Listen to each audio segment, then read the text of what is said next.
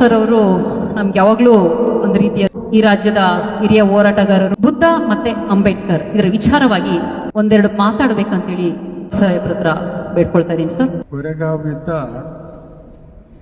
ಪ್ರಪಂಚದಲ್ಲೇ ಬಹಳ ಪ್ರಖ್ಯಾತಿ ಪಡೆದಂತ ಯುದ್ಧ. ನಾವು ಇತಿಹಾಸದಲ್ಲಿ ಅನೇಕ ಯುದ್ಧಗಳನ್ನು ಗಮನಿಸಿದ್ವಿ.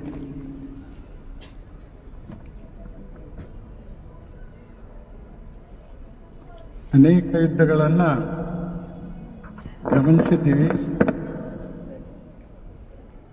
ಅದರಲ್ಲಿ ಮೊಹಮ್ಮದ್ ಬಿನ್ ಪೈಗಂಬರ್ ಸಾಹೇಬರು 118 ಜನಗಳ ಸೈನ್ಯವನ್ನು ಇಟ್ಕೊಂಡು ಒಂದು ಯುದ್ಧವನ್ನು ಗೆಲ್ತಾರೆ. ಆದರೆ ಅದು ಒಂದೇ ದಿನದಲ್ಲಿ ಅಲ್ಲ. ವಿಯೆಟ್ನಾಂನಲ್ಲಿ ಅಮೆರಿಕ ದೇಶ ಆಕ್ರಮಣ ಮಾಡಿದಾಗ ವಿಯೆಟ್ನಾಂ ದೇಶದಲ್ಲಿ ಒಂದೇ ಒಂದು ಕಬ್ಬಿಣ ಇಲ್ಲ. ವಿಯೆಟ್ನಾಂ ದೇಶದಲ್ಲಿ ಏನಿದೆ ಅಂದ್ರೆ ಭತ್ತ, ಬಿದ್ರು ಎರಡೇ. ಅಲ್ಲಿ ಒಂದು ಸಭೆ ನಡೀತದೆ. ಜಿಯಾನ್ ಜಿಯಾಪ್ ಅನ್ನೋ ಒಬ್ಬರ ನೇತೃತ್ವದಲ್ಲಿ ಎಲ್ಲರಿಗೂ ಒಂದು ಸಂದೇಶನ ಕೊಡ್ತಾರೆ. ಒಂದು ಮನೆಯಲ್ಲಿ ಇಬ್ರು ಹುಡುಗರಿದ್ರೆ ಒಬ್ಬನನ್ನ ಸೈನಿಕ ಕೊಡಬೇಕು, ಇನ್ನೊಬ್ಬ ಅರ್ಧ ದಿನ ವ್ಯವಸಾಯ ಮಾಡಬೇಕು, ಇನ್ನು ಅರ್ಧ ದಿನ ಸೈನ್ಯಕ್ಕೆ ಸಹಾಯ ಮಾಡಬೇಕು. ಅದೇ ರೀತಿ ಹೆಣ್ಮಕ್ಳಿದ್ರೆ ಹೆಣ್ಮಕ್ಳು ಕೂಡ ಯುದ್ಧದಲ್ಲಿ ಭಾಗಿಯಾಗಬೇಕು. ಅಂದ್ರೆ ಜಾಸೂಸಿ ಕೆಲಸ ಮಾಡಬೇಕು, ಗುಪ್ತದಳದ ರೀತಿಯಲ್ಲಿ ಕೆಲಸ ಮಾಡಬೇಕು ಅಂತೇಳಿ ಕಡೆಗೆ ಮದ್ದು ಗುಂಡು ಇಲ್ಲದೆ, ಬಂದೂಕು ಫಿರಂಗಿ ಇಲ್ಲದೆ ಅಮೆರಿಕ ದೇಶ ಅನೇಕ ಮಿಸೈಲ್ಗಳನ್ನು 80,000 ಸೈನಿಕರನ್ನ ತಗೊಂಡೋಗಿ ನಿಲ್ಲಿಸಿದ್ದು. ಹಿಂದೆ ಅಮೆರಿಕ ದೇಶ ವಿಯೆಟ್ನಾಂ ಅನ್ನು ಬಿಟ್ಟು ಓಡೋಗ್ತದೆ. ಇಂಥ ಯುದ್ಧವನ್ನು ನಾವು ನೋಡಿದ್ವಿ. ಆದರೆ ಇದು ವರ್ಷಾನುಗಟ್ಟಲೆ ನಡೆದಿತ್ತು. ಇನ್ನು ಅರೇಬಿಯಾ ದೇಶದಲ್ಲಿ ಬ್ರಿಟಿಷರ ವಿರುದ್ಧ ಒಂದು ಯುದ್ಧ ನಡೀತದೆ. ಅಲ್ಲೊಬ್ಬ ಬ್ರಿಟಿಷ್ ಅಧಿಕಾರಿ ಆ ಮುಸ್ಲಿಮರ ಪರವಾಗಿ, ಅರೇಬಿಯ ದೇಶ ಇರಾನ್ ಪರವಾಗಿ, ಅರೇಬಿಯ ದೇಶದ ಪರವಾಗಿ ಮಾಡ್ತಾರೆ. ಕಡೆಗೆ ಅವರು ಇನ್ನೊಂದು ಮಧ್ಯ ಪ್ರಾಚ್ಯದಲ್ಲಿ ಒಬ್ಬ ಉಮರ್ ಮುಕ್ತರ್ ಅಂತೇಳಿ ಒಬ್ಬ ಪ್ರೈಮರಿ ಸ್ಕೂಲ್ ಟೀಚರು ಬ್ರಿಟಿಷರ ವಿರುದ್ಧ ಯುದ್ಧವನ್ನು ಪ್ರಾರಂಭ ಮಾಡಿಸ್ತಾನೆ. ಮದ್ದು ಗುಂಡುಗಳನ್ನು ಕಿತ್ಕೊಂಡು ಯುದ್ಧ ಪ್ರಾರಂಭ ಮಾಡ್ತಾನೆ. ಆದರೆ ಆತನನ್ನು ನೇಣಿಗಾಕ್ತಾರೆ. ಫೈನಲ್ ಆಗಿ ಯುದ್ಧವನ್ನು ಗೆಲ್ತಾರೆ. ಆದರೆ ಕೋರೆಗಾಂವ್ ಯುದ್ಧ ಇದೆಯಲ್ಲ, ಇದು ಬಹಳ ವಿಶಿಷ್ಟವಾದ ಯುದ್ಧ. ಏನಂದ್ರೆ ಕೇವಲ 12 ಗಂಟೆಗಳಲ್ಲಿ ನಡೆದಂಥ ಯುದ್ಧ. 500 ಸೈನಿಕರಿದ್ದಂಥ ಯುದ್ಧ. ಬ್ರಿಟಿಷ್ ಅಧಿಕಾರಿ ಕ್ಯಾಪ್ಟನ್ ಸ್ಟಂಡನ್ ನೇತೃತ್ವದಲ್ಲಿ ನಡೆದಂಥ ಯುದ್ಧ. ಅದರ ನೇತೃತ್ವ ವಹಿಸಿದಂಥ ಮಹರ್ ಸೈನಿಕ ಲಾಸ್ಟ್ ನಾಯಕ್ ಸಿದ್ಧನಾಗ್. ಈ ಯುದ್ಧದಲ್ಲಿ ಕೇವಲ 270 ಕುದುರೆಗಳು, ಸ್ವಲ್ಪ ಬಂದೂಕುಗಳು, ಫಿರಂಗಿಗಳು, ವಿಶೇಷವಾಗಿ ಫಿರಂಗಿ ಎಕ್ಸ್ಪರ್ಟ್ ಒಬ್ಬ ಪಿಶೂಲ್ ಮಾಡ್ತಿರ್ತಾನೆ. ಯುದ್ಧದ ಮಧ್ಯದಲ್ಲಿ ಪೇಶ್ವೆಗಳು ಅವನ ತಲೆಯನ್ನು ಕತ್ತರಿಸಿ ಕತ್ತಿಗೆ ಚುಚ್ಚಿಕೊಂಡು ಮೇಲುಗಡೆ ತಿರುಗಿಸ್ತಾರೆ. ಈ 12 ಗಂಟೆಗಳಲ್ಲಿ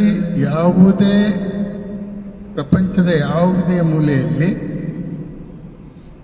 25,000 ಕುದುರೆಗಳಿತ್ತು ಪೇಶ್ವೆ ಬಾಜಿರಾಯನ ಹತ್ರ.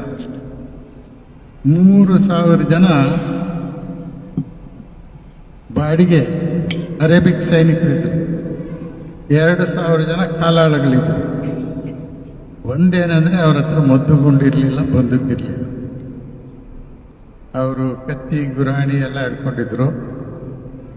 ಆ ಯುದ್ಧದ ಪ್ರಾರಂಭದಲ್ಲಿ ಈ 500 ಜನ ಜಗಳ ಮಾಡ್ಕೊಂಡ್ಬಿಡ್ತಾರೆ.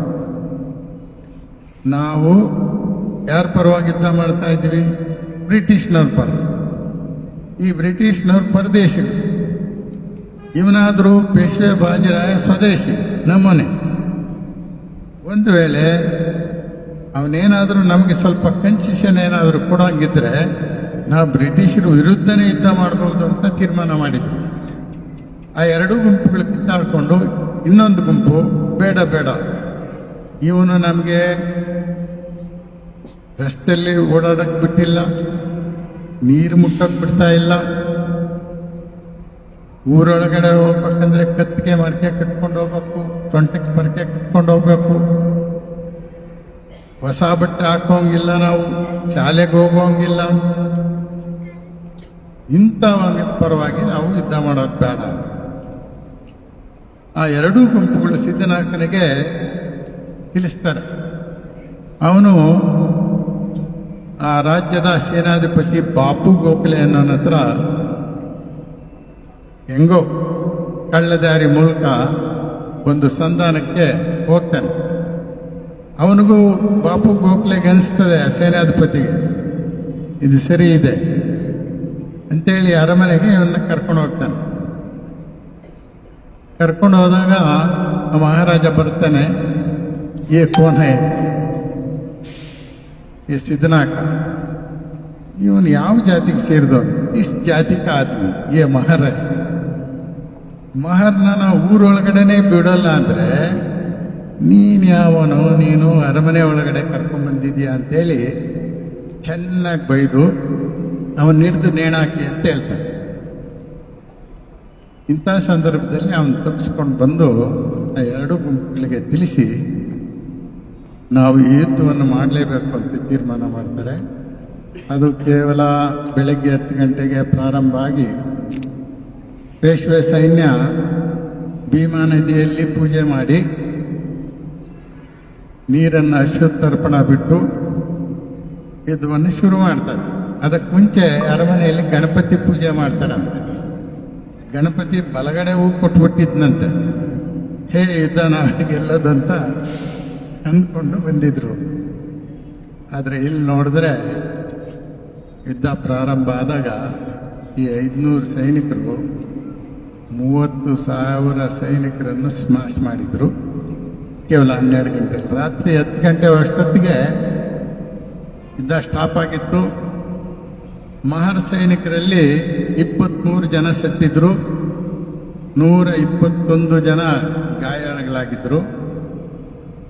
ಆದರೆ ಪೇಶ್ವೆ ಬಾಜಿರಾಯ, ಅವನ ಸೇನಾಧಿಪತಿ, ಅವನ ಎಲ್ಲ ಸೈನ್ಯ ಸತ್ತೋಗಿತ್ತು. ಅಲ್ಲಿ ಈ ಯುದ್ಧ ಗೆದ್ದಂಥ ಸೈನಿಕರಿಗೆ ಸ್ವಾಗತ ಮಾಡೋರಿಲ್ಲ, ನೀರು ಕೊಡೋರಿಲ್ಲ, ಊಟ ಕೊಡೋರಿಲ್ಲ. ಆ ಭೀಮಾ ನದಿಯಲ್ಲಿ ನೀರನ್ನು ಕುಡಿದ್ಬಿಟ್ಟು ಜೈ ಭೀಮ ಅಂತ ಹೇಳಿದ್ರು. ಆಗಲೇ ಪ್ರಾರಂಭ ಆಗಿರೋದು ಈ ಜೈ ಭೀಮ್ ಅನ್ನೋ ಪದ.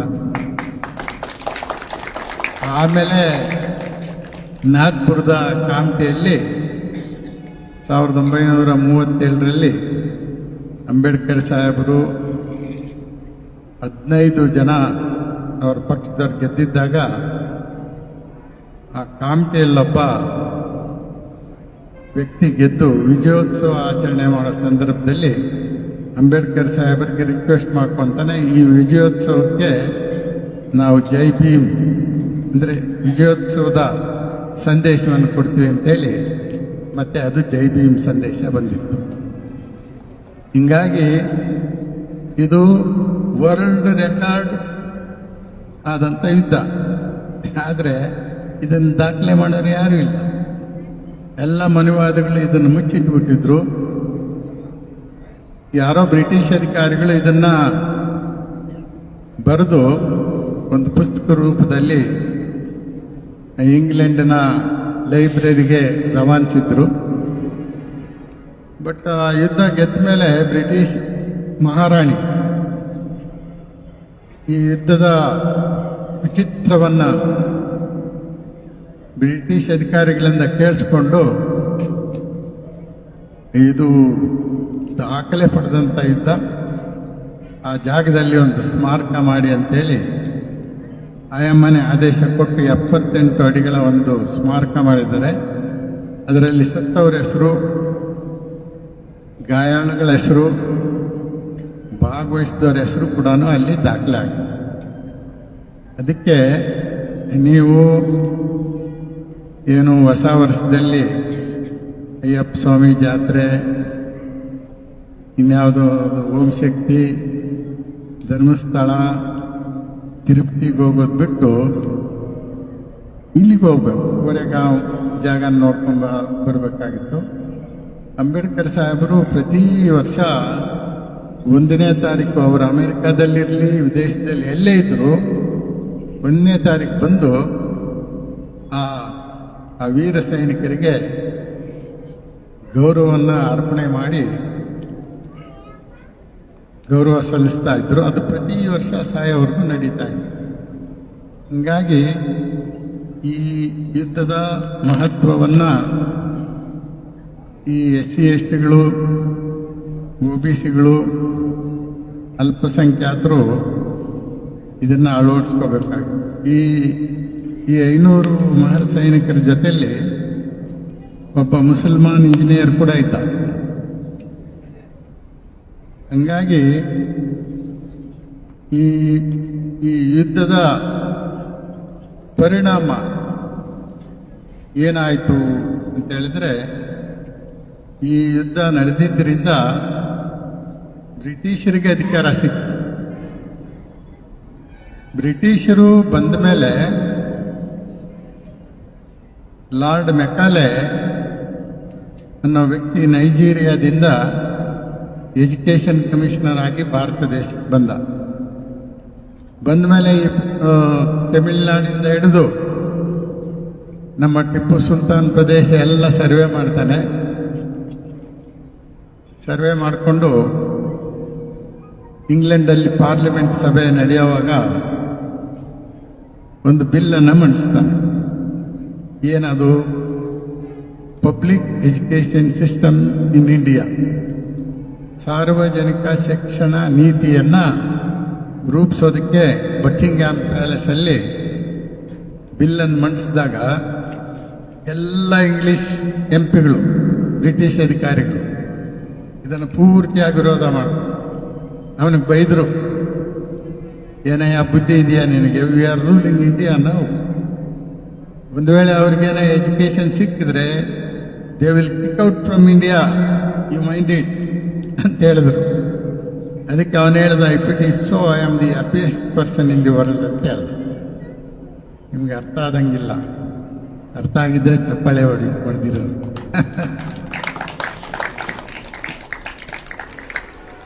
ಅವರೆಲ್ಲ ವಿರೋಧ ಮಾಡಿದಾಗ ಅವನು ಹೇಳ್ದ, ಯಾರಿಂದ ನಮಗೆ ಅಧಿಕಾರ ಸಿಕ್ಕಿದೆ ಆ ಜನ ನಾಯಿ ನರಿಗಳ ಥರ ಬದುಕ್ತಾ ಇದ್ದಾರೆ. ಅವ್ರಿಗೆ ವಿದ್ಯಾಭ್ಯಾಸ ಕೊಟ್ಟರೆ, ಒಂದು ವೇಳೆ ಕೊಟ್ಟರೆ ಅವರು ಪಡ್ಕೊಂಡು ನಮ್ಮನ್ನು ಓಡಿಸಿದ್ರೆ ನನಗೆ ಖುಷಿ ಆಗುತ್ತೆ ಅಂತ ಹೇಳಿದ. ಈ ಥರ ಯಾರು ಹೇಳಕ್ ಸಾಧ್ಯನೇ ಇಲ್ಲ. ಅದರ ಇಂಪ್ಯಾಕ್ಟ್ ಏನಾಯಿತು ಅಂದರೆ, ಈ ಎಜುಕೇಷನ್ ಸಿಸ್ಟಮ್ ಸ್ಟಾರ್ಟ್ ಆದಮೇಲೆ ಮಹಾತ್ಮ ಜ್ಯೋತಿಬಾ ಫುಲೆ ಅವರು ಮೊಟ್ಟ ಮೊದಲಿಗೆ ಇಂಗ್ಲೀಷನ್ನು ಕಲಿತರು. ಅವರು ಪಾಠಶಾಲೆ ತೆಗೆದರು. ಆ ಪಾಠಶಾಲೆಗಳಲ್ಲಿ ಅಂಬೇಡ್ಕರ್ ಸಾಹೇಬರ ತಂದೆ 4ನೇ ಕ್ಲಾಸು ಇಂಗ್ಲೀಷ್ ಓದಿದ್ರು. ಹಂಗಾಗಿ ಅಂಬೇಡ್ಕರ್ ಸಾಹೇಬರು ಹುಟ್ಟೋದಕ್ಕೆ ಸಾಧ್ಯ ಆಯಿತು. ಅಂಬೇಡ್ಕರ್ ಸಾಹೇಬರಾಗಿ ಸಂವಿಧಾನ ಬರೆಯೋ ಮಟ್ಟಕ್ಕೆ ಲಾಯಕ್ಕಾಗಿದ್ದು ಎಲ್ಲಿಂದ ಅಂದರೆ ಈ ಕೋರೆಗಾಂವ್ ಯುದ್ಧನೇ ಮೂಲ. ಅದಕ್ಕೆ ಇದು ಬಹಳ ಮಹತ್ವ ಪಡ್ಕೊಂಡಂಥ ಯುದ್ಧ ಅಂತ ನಾವು ಪ್ರತಿ ವರ್ಷ ಎಲ್ಲಾದರೂ ಒಂದು ಕಡೆ ಆಚರಣೆ ಮಾಡ್ಕೊಳ್ತಾ ಬಂದಿದ್ವಿ. ವಿಶೇಷವಾಗಿ ಆನೇಕಲ್ ತಾಲೂಕಿನಲ್ಲಿ 10 ವರ್ಷಗಳಿಂದ ಆಚರಣೆ ಮಾಡ್ತಾ ಇದ್ದೀರಿ. ನಿಮಗೆಲ್ಲರೂ ಶುಭವಾಗಲಿ. ಇನ್ನು ಬುದ್ಧನ ತತ್ವ ಇದೆಯಲ್ಲ, ಪಂಚಶೀಲ ತತ್ವಗಳು, ಮಕ್ಕಳೇನಾದರೂ ಪಂಚಶೀಲ ತತ್ವಗಳನ್ನು ಸಣ್ಣ ವಯಸ್ಸಿಂದನೇ ಅಳವಡಿಸ್ಕೊಂಡ್ಬಿಟ್ರೆ ಇದ್ಯಾವುದು ಡ್ರಗ್ಸ್ ಪ್ರಾಬ್ಲಮ್ಮು, ಈ ಸಿನಿಮಾ ಪ್ರಾಬ್ಲಮ್ಮು, ಈ ಮೊಬೈಲ್ ಹುಚ್ಚು, ಇನ್ನೇನೇನೋ ಹುಚ್ಚುಗಳಿದೆಯಲ್ಲ, ಅದೆಲ್ಲ ಸ್ಟಾಪ್ ಆಗೋದಕ್ಕೆ ಸಾಧ್ಯ ಆಗ್ತದೆ. ಬುದ್ಧನ ತತ್ವಗಳು ಎಲ್ಲೆಲ್ಲಿದೆ, ಯಾವ್ಯಾವ ದೇಶದಲ್ಲಿ ಅಳವಡಿಸ್ಕೊಂಡಿದ್ದಾರೆ, ಅಲ್ಲಿ ಕರಪ್ಷನ್ ಕೂಡ ಇಲ್ಲ. ನೀವು ವಿದೇಶಗಳಿಗೆ ಹೋಗಿ ಸಿಂಗಾಪುರು ಅಥವಾ ಮಲೇಷ್ಯಾ ಈ ಕಡೆ ಎಲ್ಲ ಹೋದರೆ ಆ ಹೋಟ್ಲುಗಳಲ್ಲಿ ಟಿಪ್ಸ್ ಕೂಡ ತಗೊಳ್ಳಲ್ಲ ಅವರು. ಯಾರು ಗಿವಿಂಗ್ ಅಂತ ಕೇಳ್ತಾರೆ. No, we don't take tips. ಅಂದರೆ ಅಷ್ಟು ಪ್ರಾಮಾಣಿಕವಾಗಿರ್ತಾರೆ. ಆಮೇಲೆ ಟೈಮ್ ಸೆನ್ಸ್ ಹೆಂಗಿದೆ ಅಂದರೆ ಅವ್ರದ್ದು, ನೀವು ಸಿಂಗಾಪುರ್ಗೆ ಟೂರ್ ಹೋದಾಗ ಗೊತ್ತಾಗುತ್ತೆ. 10 ಗಂಟೆಗೆ ಕಾರ್ ಬರ್ತೀನಿ ಅಂತ ಹೇಳಿರ್ತಾನೆ ಹೋಟ್ಲ್ ಹತ್ರ, ಎಕ್ಸಾಕ್ಟಾಗಿ ಹತ್ತಿಕ್ಕಿರ್ತಾನೆ. ಆಮೇಲೆ ಸ್ಟಾರ್ಟ್ ವಿತ್ 10. ಆ ಥರ ಒಂದು ಸಿಸ್ಟಮ್ ಡೆವಲಪ್ ಆಗೋದಕ್ಕೆ ಸಾಧ್ಯ ಆಗ್ತದೆ. ಅದರಿಂದ ಈ ಕುಡಿತ, ಪ್ರಾಣಿ ಹಿಂಸೆ, ಸುಳ್ಳು ಹೇಳೋದು, ಈ ಮತ್ತು ಬರೋ ಪದಾರ್ಥಗಳನ್ನು ಕುಡಿಯೋದು, ಅತಿಕಾಮಿಯಾಗಿ ಬದುಕೋದು ಬೇಡ ಅಂತ ಬುದ್ಧ 2600 ವರ್ಷಗಳಿಂದ ಹೇಳಿದ್ದಾನೆ. ನಮ್ಮ ಜನ ಕೇಳಿಸ್ಕೊಂಡಿಲ್ಲ. ಒಂದು ವೇಳೆ ಪಾಕಿಸ್ತಾನದವರು, ಈ ಆಫ್ಘಾನಿಸ್ತಾನದವರು ಯಾರು ಯುದ್ಧದಲ್ಲಿ ತಲ್ಲೀನರಾಗಿದ್ದಾರೆ, ಅವರು ಒಂದು ವೇಳೆ ಈ ಪಂಚಶೀಲ ತತ್ವಗಳನ್ನು ಅವ್ರಿಗೆ ಯಾರಾದರೂ ಬೋಧನೆ ಮಾಡಿದ್ದಿದ್ರೆ ಆ ಯುದ್ಧಗಳೇ ಆಗ್ತಾ ಇಲ್ಲ. ಅಂಥ ತತ್ವಗಳನ್ನು ನಾವು ಮಕ್ಕಳಿಗೆ ಬುದ್ಧನಿಂದ ಹಿಡ್ಕೊಂಡು ಎಲ್ಲ ಕಳಿಸ್ಬೇಕು. ಬುದ್ಧನಲ್ಲಿದ್ದಂಥ ತಾಳ್ಮೆ ಹೆಂಗಿತ್ತು? ಈಗ ಅನೇಕ ಜನ ಸಣ್ಣ ವಿಷಯಕ್ಕೆ ಜಗಳ ಆಡ್ಕೊಂತಾರೆ. ಹಂಗಿರ್ಲಿಲ್ಲ. ಬುದ್ಧನನ್ನ ಒಬ್ಬ ಬ್ರಾಹ್ಮಣ ಒಂದು ಕಡೆ ದಾರಿಯಲ್ಲಿ ಅಡ್ಡ ಹಾಕ್ತಾನೆ, ಕೆಟ್ಟದಾಗಿ ಬೈತಾನೆ, ನೀನೊಬ್ಬ ದ್ರೋಹಿ, ಸಮಾಜವನ್ನು ಹಾಳು ಮಾಡ್ತಾ ಇದ್ದೀಯ, ಹೆಂಗೋ ಇದ್ದಂಥ ಸಮಾಜ ನಿನ್ನ ರಾವಡಿಯಿಂದ ಎಲ್ಲ ಕೆಟ್ಟೋಗ್ತಾ ಇದೆ ಅಂತ ಕೆಟ್ಟದಾಗಿ ಬೈದಾಗ ಭಗವಾನ್ ಬುದ್ಧರು ತಾಳ್ಮೆಯಿಂದ ಕೇಳಿಸ್ಕೊಂಡಿದ್ರು. ಏನಪ್ಪ ನಿಂದೆಲ್ಲ ಮುಗೀತಾ? ಅವನು ಅರ್ಧ ಗಂಟೆ ಬೈದ, ನಿಂದು ಮುಗೀತಾ ಅಂತ ಕೇಳಿದ್ರು. ಮುಗೀತು ಅಂತ ಜೋರಾಗಿ ಹೇಳ್ದ. ನಾನು ಒಂದು ಸ್ವಲ್ಪ ಮಾತಾಡ್ಲಾ ಕೇಳ್ಕೊಂಡು, ಬೊಗಳು ಅಂದ. ನೀನು ಇಷ್ಟೊತ್ತು ನೀನು ಅಂಗಡಿಗೆ ಹೋಗಿ ಸಕ್ಕರೆ ಕೇಳ್ತೀಯ, ಆ ಅಂಗಡಿಯವನು ಅದ್ರ ಜೊತೆ ಅಕ್ಕಿ ಬೆಲ್ಲ ಏನೇನೋ ಕೊಟ್ಟರೆ ಏನು ಮಾಡ್ತೀಯ ಅಂತ ಕೇಳಿದ್ರು. ವಾಪಸ್ ಬಿಸಾಕ್ತೀನಿ ಅಂದ. ಅದಕ್ಕೆ ಇವ್ರು ಹೇಳಿದ್ರು, ನೀನು ಇಷ್ಟೊತ್ತು ಬೈದಲ್ಲ ಅದನ್ನೆಲ್ಲ ನಿನಗೆ ವಾಪಸ್ ಕೊಟ್ಬಿಟ್ಟಿದ್ದೀನಿ ಅಂತ. ತಕ್ಷಣ ಆ ಬ್ರಾಹ್ಮಣ ಅವರ ಕಾಲಿಗೆ ಬಿದ್ದು ಅವನು ಬಿಕ್ಕು ಆಗ್ಬಿಟ್ಟ. ಭಗವಾನ್ ಬುದ್ಧರಲ್ಲಿ ಎಂತೆಂಥ ವಾಕ್ಚಾತುರ್ಯ ಇತ್ತು ಅಂದರೆ, ಅಮರಪಾಲಿ ಅನ್ನೋ ಹೆಣ್ಣುಮಗಳನ್ನು ಒಬ್ಬ ರಾಜ ಕಳಿಸ್ತಾನೆ. ಬುದ್ಧನ ಹತ್ರ ಹೋಗ್ಬಿಟ್ಟು ನನ್ನ ಮದುವೆ ಆಗು ಅಂತ ಕೇಳಿ, ಬಹಳ ಸುಂದರವಾದ ಯುವತಿ ಆಕೆ. ಅದಕ್ಕೆ ಆಕೆ ಓದ್ಲು, ಬಂತೇಜಿ ನಂದೊಂದು ಆಸೆ ಇದೆ, ಈಡೇರಿಸ್ಬೇಕು. ಓಕೆ, ಏನು? ಈಡೇರಿಸ್ತೀನಿ ಅಂತ ಹೇಳಿದ್ರು. ನನ್ನ ಮದುವೆ ಆಗ್ಬೇಕು ಅಂತ ಹೇಳಿ. ಓಕೆ, ನನಗೆ ಸ್ವಲ್ಪ ಸಮಯ ಅವಕಾಶ ಕೊಡಿ, ನಾನು ಈ ಕಡೆ ಎಲ್ಲೋ ಪ್ರವಾಸ ಮಾಡ್ಕೊಂಡು ಬರ್ತಾ ಇದ್ದೀನಿ ಅಂತೇಳಿ ಮೋಸ್ಟ್ಲಿ ಏಪ್ರಿಲ್ ಸಂದರ್ಭದಲ್ಲಿ ಬಂದರು. 5 ಮಾವಿನ ಹಣ್ಣುಗಳನ್ನು ತಗೊಂಬಂದರು. 5 ಮಾವಿನ ಹಣ್ಣುಗಳನ್ನು ಒಂದು ಬಟ್ಟೆಯಲ್ಲಿ ಸುತ್ತಿಟ್ಬಿಟ್ಟು, ನೋಡಮ್ಮ ನಾನು ಇದನ್ನು ನಿನಗೆ ಕೊಡ್ತಾ ಇದ್ದೀನಿ, ನಾನು ಕೊಟ್ಬಿಟ್ಟು ಎಲ್ಲೋ ಹೋಗಿ ಬರ್ತೀನಿ, ಬರೋಷ್ಟರಲ್ಲಿ ಈ 5 ಮಾವಿನ ಹಣ್ಣುಗಳು ಇದೇ ರೀತಿ ಇದ್ದರೆ ನಾನು ನಿನ್ನ ಮದುವೆ ಆಗ್ತೀನಿ. ಆಕೆ ಒಪ್ಕೊಂಡ್ಬಿಟ್ಲು. ಭದ್ರವಾಗಿ ಕಬ್ಬಿಣದ ಪೆಟ್ಟಿಗೆಯಲ್ಲಿಟ್ಟು ಕಾಪಾಡ್ಕೊಂಡಿದ್ಲು. ಭಗವಾನ್ ಬುದ್ಧರು ಬಂದರು ವಾಪಸ್ಸು. ಆ ಹಣ್ಣುಗಳನ್ನು ತಗೊಂಬಮ್ಮ. ಅಷ್ಟೊತ್ತಿಗೆಲ್ಲ ಕೊಡ್ತೋಗಿತ್ತು. ಅದಕ್ಕೆ ಆಕೆಗೆ ಹೇಳಿದ್ರು, ನೋಡಮ್ಮ, ಬಾಲ್ಯ ಯೌವನ ಪರ್ಮನೆಂಟ್ ಅಲ್ಲ. ಯೌವನ ಕೇವಲ 20ರಿಂದ 40ವರೆಗೂ ಇರುತ್ತೆ, ಆಮೇಲೆ ಮುಪ್ಪು ಬಂದ್ಬಿಡುತ್ತೆ. ಅದೇ ರೀತಿ ನಿನ್ನ ಏನು ರೂಪ ಇದೆಯಲ್ಲ, ಅದು ಪರ್ಮನೆಂಟ್ ಆಗಿರಲ್ಲ. ಅವರೆಕಾಯಿ ಸೀಸನ್ ಇದ್ದಂಗೆ. ಆಮೇಲೆ ಏನಾಗುತ್ತೆ, 3 ತಿಂಗಳಾದ್ಮೇಲೆ ಅವರೆಕಾಯಿ ಇರಲ್ಲ, ಒಣಗೋಗಿರುತ್ತೆ. ನಿನ್ನ ರೂಪ ಕೂಡ ಕೆಟ್ಟೋಗ್ಬಿಡುತ್ತೆ ಅಂತ ಹೇಳಿದಾಗ ಆಕೆನೂ ಕೂಡ ಎಂಥ ಬುದ್ಧಿವಂತರು ಇವರು ಅಂತೇಳಿ ಕಾಲಕ್ಕೆ ಬಿದ್ದು ಅವರು ಕೂಡ, ಆಯಮ್ಮ ಕೂಡ ಬುದ್ಧನ ಅನುಯಾಯಿಯಾಗಿ ಭಿಕ್ಕುಣಿಯಾದ. ಮೊಟ್ಟ ಮೊದಲಿಗೆ ಹೆಣ್ಣು ಮಕ್ಕಳಿಗೆ ಸಮಾನತೆಯನ್ನು ಕೊಟ್ಟಿದ್ದು ಯಾರಪ್ಪ ಅಂದರೆ ಭಗವಾನ್ ಬುದ್ಧ.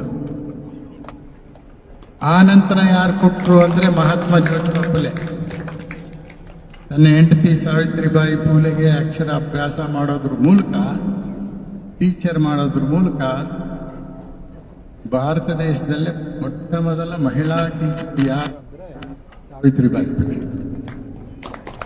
ಆ ನಂತರ ಬಾಬಾ ಸಾಹೇಬ್ ಅಂಬೇಡ್ಕರ್ ಅವರು ಸಂವಿಧಾನದಲ್ಲಿ ಹಿಂದೂ ಕೋಡ್ ಬಿಲ್ ಕೊಡೋದ್ರ ಮೂಲಕ ಮಹಿಳೆಗೆ, ಮಗಳಿಗೆ, ತಂಗಿಗೆ, ಅಕ್ಕನಿಗೆ ಗೌರವವನ್ನು ಸಂವಿಧಾನಾತ್ಮಕವಾಗಿ ಕೊಟ್ಟಿದ್ದಾರೆ. ಅದರಿಂದ ಈಗೇನು ಮಕ್ಕಳಿದ್ದೀರಿ, ನಿಮಗೆ ಏನು ಬೇಕಂದ್ರೆ ಪಂಚಾಮೃತ ಬೇಕು. ಅದ್ಯಾವುದಂದ್ರೆ ಪಂಚಶೀಲ ತತ್ವ. ಪಾಣಾತಿಪಾತ ವೀರಮಣಿ ಸಿಕ್ಕಾಪದಂ ಸಮಾಧಿಯಾಮಿ, ಅದಿನ್ನದಾನ ವೀರಮಣಿ ಸಿಕ್ಕಾಪದಂ ಸಮಾಧಿಯಾಮಿ, ಮುಸಾವಾದ ವೀರಮಣಿ ಸಿಕ್ಕಾಪದಂ ಸಮಾಧಿಯಾಮಿ, ಸುರಾಮೇಧ ವೀರಮಣಿ ಸಿಕ್ಕಾಪದಂ ಸಮಾಧಿಯಾಮಿ, ಕಾಮೇಶು ಮಿಥ್ಯಾಚಾರ ವೀರಮಣಿ ಸಿಕ್ಕಾಪದಂ ಸಮಾಧಿಯಾಮಿ.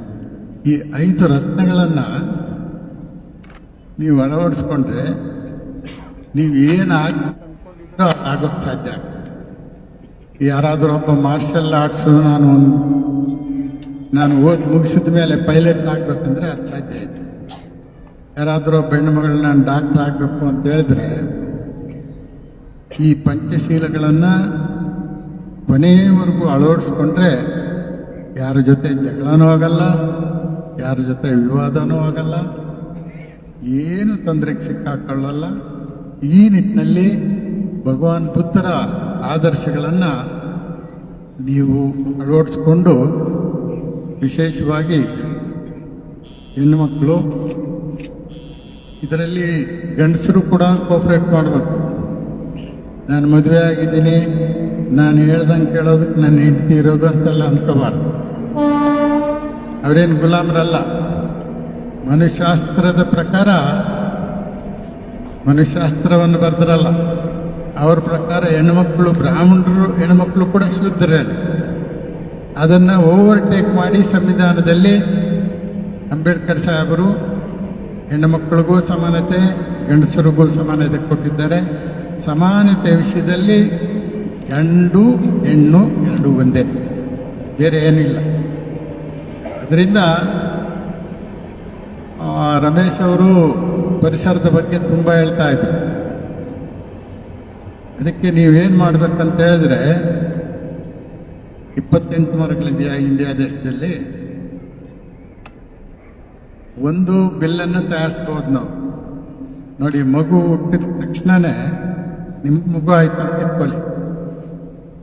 ಆ ಮಗು ಹುಟ್ಟಿದ್ದಕ್ಕೆ ಒಂದು ಗಿಡ ನೆಡಬೇಕು. ಒಂದು ಮರ ಬೆಳೀತದಲ್ವಾ, ಆ ಮಗು ಮಿಡ್ಲ್ ಸ್ಕೂಲ್ಗೆ ಎಂಟ್ರಿ ಆಗ್ತದೆ, ಪ್ರೈಮರಿ ಸ್ಕೂಲ್ಗೆ, ಆಗೊಂದು ಗಿಡ ನೆಡಬೇಕು. ಹೈಸ್ಕೂಲ್ಗೆ ಹೋಗುತ್ತೆ, ಅವಾಗ ಒಂದು ಗಿಡ ನೆಡಬೇಕು. ಕಾಲೇಜ್ಗೆ ಹೋಗುತ್ತೆ, ಒಂದು ಗಿಡ ನೆಡಬೇಕು. ಒಂದು ವೇಳೆ ಕೆಲಸ ಸಿಕ್ಕಿದ್ರೆ ಆ ದುಡ್ಡಿಂದ ಒಂದು ಗಿಡ ನೆಡಬೇಕು. ಆಮೇಲೆ ಯಾವುದೇ ಮನುಷ್ಯ ಸತ್ತಾಗ ಒಂದು ಗಿಡ ನೆಡಬೇಕು.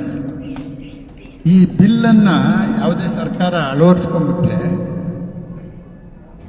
ಒಂದೇ ವರ್ಷದಲ್ಲಿ 10 ಕೋಟಿ ಗಿಡಗಳು ಬರ್ತವೆ. ಈ ರಾಜಕಾರಣಿಗಳಿಗೆ ತಲೆ ಇಲ್ಲ, ಅವರಿಗೆಲ್ಲ ದುಡ್ಡು ಕಡೆನೇ ಇರೋದು. ಭ್ರಷ್ಟರು, ದುಡ್ಡು ಹೊಡೆಯೋದೇ ಕಸಬು ಅವ್ರದ್ದು. ಈ ಪರಿಸರನ ಕಾಪಾಡೋದಂಗೆ, ಅದಕ್ಕೆ ಏನು ಯೋಚನೆ ಮಾಡ್ಬೇಕಂತ ಯಾರು ಯೋಚನೆ ಇಲ್ಲ. ಆದರೆ ನಾವೇನೆ ನಮ್ಮ ಸುತ್ತಮುತ್ತ ಇರೋ ಪ್ರದೇಶದಲ್ಲಿ ಮಳೆಗಾಲ ಬಂದ ತಕ್ಷಣ ನಿಮ್ಮ ಹೊಲದ ಬದಿಯಲ್ಲೊಂದು ಗಿಡ ಹಾಕೋದು, ಮಳೆಗಾಲ ಮುಗಿದ ಮೇಲೆ ಸ್ವಲ್ಪ ಅದಕ್ಕೆ ನೀರು ಹಾಕಿ ಪೋಷಣೆ ಮಾಡೋದ್ರ ಮೂಲಕ ಈ ಪಶು ಪಕ್ಷಿಗಳನ್ನು ನಾವು ಕಾಪಾಡ್ಕೊಂಡು ಬಂದರೆ ಇಕಾಲಜಿ ಬ್ಯಾಲೆನ್ಸ್ ಆಗ್ತದೆ. ಪ್ರಕೃತಿನೇ ಎಲ್ಲ. ಈ ಪ್ರಕೃತಿ ಜಸ್ಟ್ ಬಿಗ್ ಬ್ಯಾಂಗ್ ಥಿಯರಿಯಿಂದ ಆಗಿರೋದಿದು. 40 ಲಕ್ಷ ಕೋಟಿಗಳ ವರ್ಷಗಳ ಹಿಂದೆ ಈ ಪ್ರಕೃತಿ ಸೃಷ್ಟಿ ಆಗಿರೋದು. ಯಾರೋ ಬಂದು ಸೃಷ್ಟಿ ಮಾಡಿಲ್ಲ ಇದನ್ನ, ಯಾವುದೋ ದೇವರು ಸೃಷ್ಟಿ ಮಾಡ್ದ, ಆ ದೇವರು ಮಾಡ್ದ, ಇದೆಲ್ಲ ಸುಳ್ಳು. ನ್ಯಾಚುರಲ್ ಆಗಿ ಬಂದಿದೆ. ಅದರಿಂದ ಈ ಪ್ರಕೃತಿಯನ್ನ ಮೊಟ್ಟ ಮೊದಲಿಗೆ ಬಹಳ ಗೌರವಿಸಿದ್ದು ಯಾರಪ್ಪ ಅಂದ್ರೆ ಭಗವಾನ್ ಬುದ್ಧರೇ. ಅವರು ಎಲ್ಲೆಲ್ಲಿ ಉಳ್ಕೊಳ್ತಾ ಇದ್ರು, ವನಗಳಲ್ಲೇ ಉಳ್ಕೊಳ್ತಾ ಇದ್ರು. ಆರ್ಡಿನರಿ ನಗರಗಳಲ್ಲಿ ಅವರು ಉಳ್ಕೊಳ್ತಾನೆ ಇರಲಿಲ್ಲ. ಅಂಬೇಡ್ಕರ್ ಸಾಹೇಬರು ಮಿನಿಸ್ಟರ್ ಆದಾಗ ಇದು ಹೇಳ್ಬಿಟ್ಟು ಮುಗಿಸ್ಬಿಡ್ತೇನೆ. ಲೇಬರ್ ಮಿನಿಸ್ಟರ್ ಆಗಿದ್ರು, ಅವರಿಗೆ PWD ಅವರು ದೊಡ್ಡ ದೊಡ್ಡ ಬಂಗ್ಲೆಗಳನ್ನು ತೋರಿಸೋದು ಡೆಲ್ಲಿಯಲ್ಲಿ. ಇದು ಯಾವುದು ಬೇಡ ಅಂತ. ಒಂದು ಆಲಿಪುರ ರಸ್ತೆಯಲ್ಲಿ ಝಾನ್ಸಿ ನವಾಬನ ಒಂದು ಬಂಗ್ಲೆ ಇತ್ತು, ಬೂತ್ ಬಂಗ್ಲೆ. ಅದು ಬಿಟ್ಟು ಎಷ್ಟೋ ದಿನಗಳಾಗಿತ್ತು. ಅದರಲ್ಲಿ ದೆವ್ವ ಇದೆ ಅಂತೇಳಿ ಪುಕಾರ ಹಾಕಿದ್ರು. ಅದನ್ನು ತೋರಿಸಿದ್ರು. ಇದು ಓಕೆ ಇದ್ದಂಗಿದೆ ಅಂತ ಹೇಳಿದ್ರು. ಆ ಇಂಜಿನಿಯರ್ಗಳು ಹೇಳಿದ್ರು, ಬೇಡ ಸರ್, ಇಲ್ಲಿ ದೆವ್ವ ಇದೆ, ಇಲ್ಲಿ ಯಾರು ಬಂದೇ ಇಲ್ಲ ಸುಮಾರು 20 ವರ್ಷಗಳಿಂದ. ಅಯ್ಯೋ, ನಾನು ಈ ಜಾತೀಯತೆ ಅನ್ನೋ ದೆವ್ವನ ಓಡಿಸ್ಬೇಕು, ನನಗಿದೇ ಜಾಗ ಕೊಡಿ ಅಂತೇಳಿ ತಗೊಂಡು 2 ವರ್ಷದಲ್ಲಿ ಹೆಂಗಾಗಿತ್ತು ಅಂತ ಹೇಳಿದ್ರೆ, ವಿದೇಶದಿಂದ ಯಾರಾದರೂ ಇಂಡಿಯಾ ದೇಶಕ್ಕೆ ಗೆಸ್ಟ್ಗಳು ಬರ್ತಾರಲ್ಲ, ಆ ಅಂಬೇಡ್ಕರ್ ಸಾಹೇಬರ ಮನೆ ಹತ್ರ ಬಂದು ನೋಡ್ಕೊಂಡು ಹೋಗ್ತಾ ಇದ್ರು. ಅಷ್ಟೊಂದು ಗಿಡಗಳನ್ನು ಬೆಳೆಸಿದ್ರು. ಪ್ರತಿದಿನ ಎದ್ದ ತಕ್ಷಣ ಮಾರ್ನಿಂಗ್ ಏನು ಮಾಡ್ತಾ ಇದ್ರು ಅಂದ್ರೆ, ಆ ಗಿಡಗಳಿಗೆ ನೀರು ಹಾಕ್ತಾ ಇದ್ರು.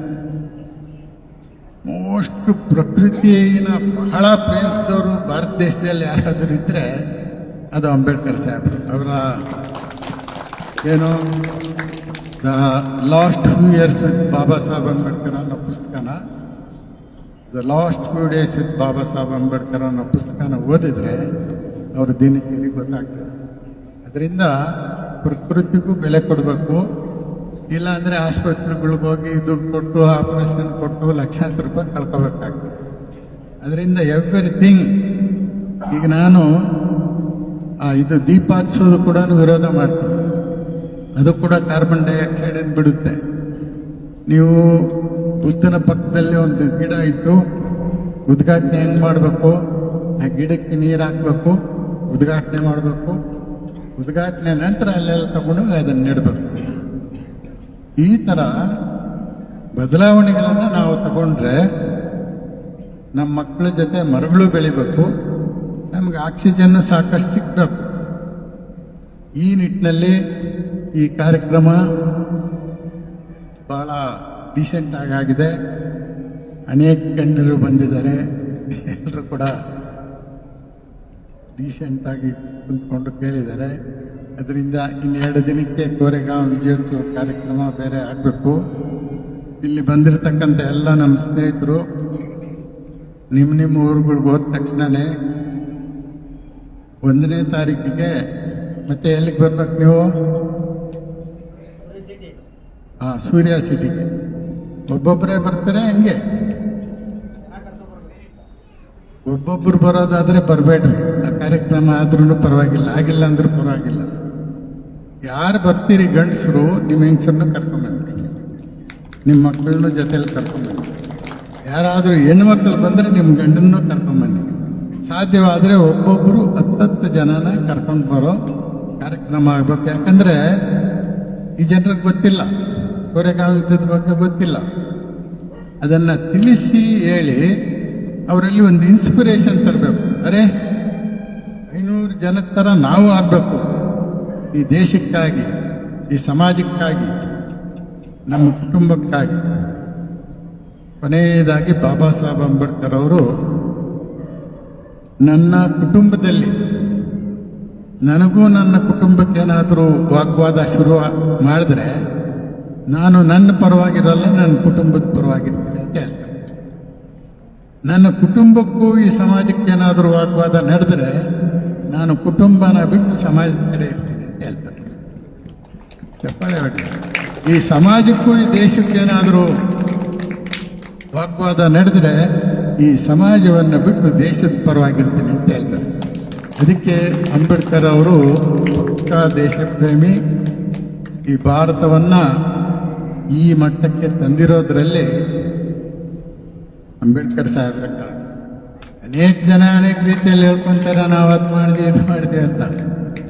ಆ 395 ಸೆಕ್ಷನ್ಗಳು 8 ಅಧ್ಯಾಯಗಳಿರ್ತಕ್ಕಂಥ ಪ್ರಪಂಚದಲ್ಲೇ ಅತ್ಯುತ್ತಮವಾದ ಸಂವಿಧಾನ ಯಾವುದು ಅಂದರೆ ಅದು ಇಂಡಿಯನ್ ಕಾನ್ಸ್ಟಿಟ್ಯೂಷನ್. ಇಷ್ಟು ಹೇಳಿ ನನ್ನ ಮಾತುಗಳಿಗೆ ವಿದಾಯ ಹೇಳ್ತೇನೆ. ಜೈ ಭೀಮ್. ಕೋರೆಗಾಂವ್ ಅಂತ ಮರಿಬೇಡಿ. ಎಲ್ಲರೂ ಹೇಳಿ ಒಂದ್ಸಾರಿ ಜೈ ಭೀಮ್. ಅಲ್ಲಿ ಬಂದು ಒಂದ್ಸಾರಿ ಹೇಳ್ಬೇಕು ನೀವು 1ನೇ ತಾರೀಕು. Thank you. ಜೀವನ